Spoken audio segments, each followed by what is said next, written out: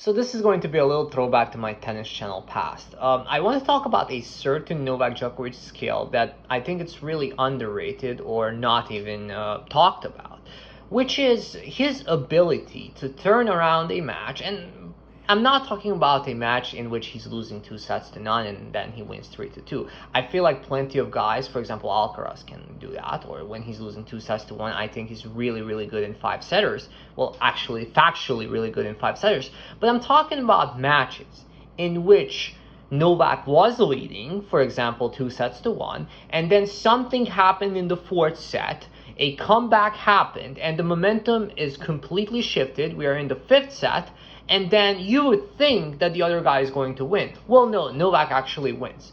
So I think a perfect example of this is the 2025 Roland Garros final between Sinner and Alcaraz. So not only Sinner was leading 2-0, but he was up in the fourth set, 5-3, had 3 match points, had a break, of course.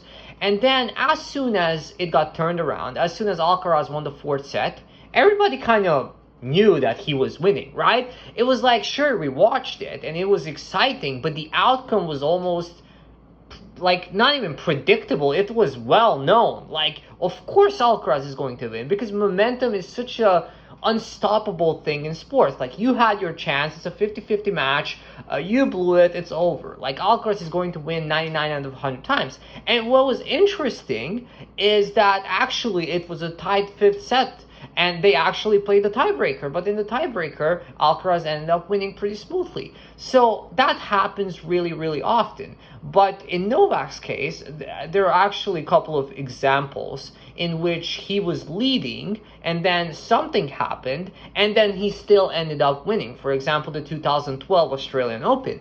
If you remember, he was up 2-1 and he was up in the tiebreak. I think it was 5-3. And then Nadal somehow, some way managed to pull it out and then had a break in the fifth set. And then when you think it's over, okay, Novak had his chance. It was 2012, 2011 is gone. It is over. Nadal is back. Guess what happens? Novak comes back and wins 7-5.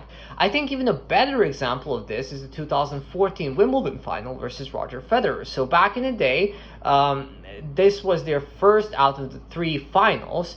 And Novak was actually 0-1 versus Federer on grass and only had 1 Wimbledon title, whilst at that moment Federer actually had 7. So Federer is the favorite. It is his home court. But Novak was the better player in that match, and he was leading relatively comfortably 2-1, 5-2. Guess what happened? It got turned around. If I remember it correctly, Federer actually managed to save some match points, which is also really interesting. And you thought, okay, it's over. Like, it's a 7-time champion versus a 1-time champion. It's his favorite surface. It's his home court. Like, it is surely over. Like, Federer is surely going to win. Guess what happens? Novak wins 6-4 in the fifth set and wins the title.